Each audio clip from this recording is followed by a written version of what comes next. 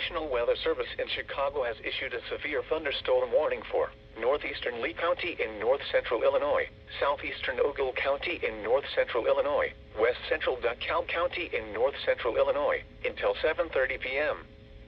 At 6:59 p.m., a severe thunderstorm was located 8 miles southeast of Ashton, or 10 miles east of Amboy, moving northeast at 40 miles per hour.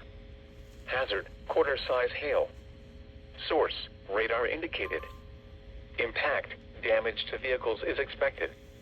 Locations impacted include Rochelle, Hillcrest, Lee, and Stewart. For your protection, move to an interior room on the lowest floor of a building.